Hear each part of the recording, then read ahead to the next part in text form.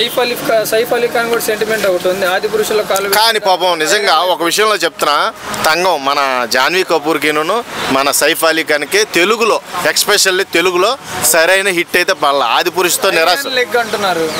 అదే ఉండదు. ఆదిపురుషులో కూడా కొంచెం విజువల్ ఎఫెక్ట్స్ హనుమంతుకి చేసినోడు చేస్తే హనుమానికి చేసినోడు చేస్తే ఆదిపురుషు కూడా బ్లాక్ బస్టరే, ప్రపంచ రికార్డు. అది కూడా ఆ యానిమేషన్సే దెబ్బడిని, అందులో కానీ క్యారెక్టర్ ఎక్కడ కూడా దెబ్బడలా. సైఫ్ అలీ ఖాన్ క్యారెక్టర్ ఎక్కడన్నా మీకు బోర్ అనిపించిందా? ఆదిపురుషులో అసలు అనిపించదు, అలాంటి క్యారెక్టర్ చేశాడు. కానీ ఈ సినిమాతో దేవరా కోసం స్టిల్ వెయిటింగ్. ఇద్దరు కూడా ఎంత కలెక్ట్ చేస్తారు అనుకుంటున్నారు?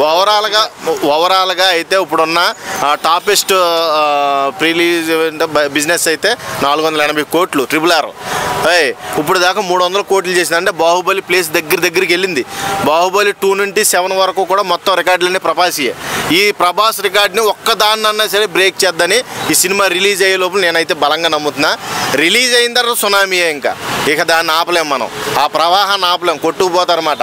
దాంట్లో నెగిటివ్ షేడ్స్లో ఎవడైనా రివ్యూ చెప్పాడా కర్మకాలి ఆల్రెడీ పడిపోతాయి మీకు. ఆ దేవరా కత్తులు వచ్చేసి మీ నెత్తి మీద పడిపోతాయి.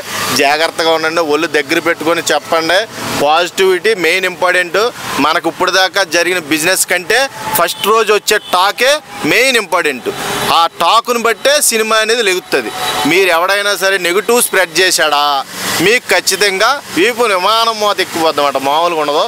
జాగ్రత్త, ఒళ్ళు దగ్గర పెట్టుకోండి. ట్రోలర్స్కే అలాగే రివ్యూ చెప్పే వాళ్ళకి కూడా నేను చెప్తున్నా, this is my sweet warning.